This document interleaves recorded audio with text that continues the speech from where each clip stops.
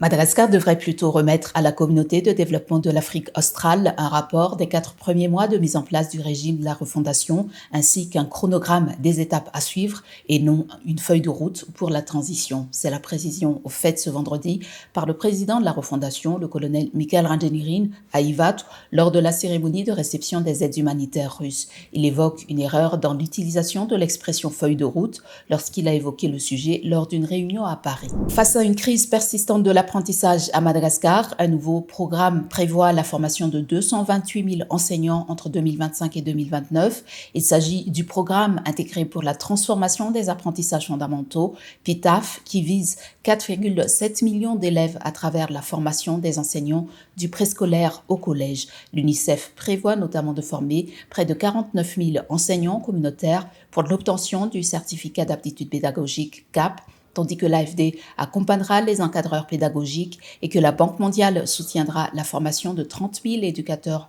du préscolaire. Lancé officiellement le 27 février à Antananarivo, le programme inclut également la réhabilitation d'infrastructures scolaires, la distribution de manuels et une réforme de la gouvernance éducative, avec un financement de 89,44 millions de dollars du partenariat mondial pour l'éducation. Malgré un potentiel agricole important, Madagascar peine encore à améliorer les revenus en milieu rural et à réduire la pauvreté dans les campagnes. C'est le constat de deux nouveaux rapports publiés par la Banque mondiale sur les revenus ruraux et les dépenses publiques agricoles.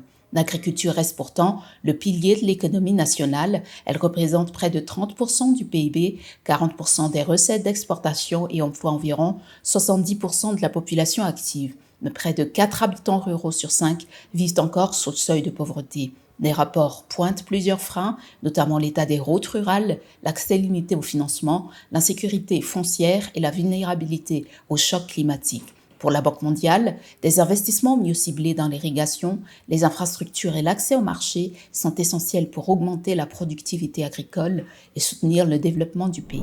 Les aides humanitaires russes après le passage du cyclone Ghezani ont été accueillies ce vendredi à la base aéronavale d'Ivat par les autorités de la transition. En tout, la Russie a offert 30 tonnes de riz, 16 tonnes de haricots rouges, 13 tonnes d'huile végétale via son ministère des situations d'urgence, 600 kg de sucre, 600 kg de pâtes alimentaires et 600 kg d'huile de tournesol via son ministère de la Défense. 6 camions ont également été offerts par la Fédération de Russie et 2 hélicoptères russes Mi-8 ont été mobilisés afin d'assurer l'acheminement de l'aide humanitaire dans les régions sinistrées difficiles d'accès.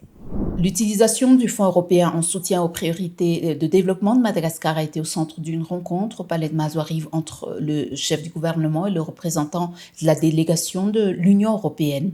Selon les autorités, près de 90% de l'aide européenne accordée à Madagascar est constituée de dons non remboursables, complétés par des prêts à taux réduit de la Banque européenne d'investissement. Ces financements doivent notamment appuyer la relance économique et l'amélioration des conditions de vie de la population.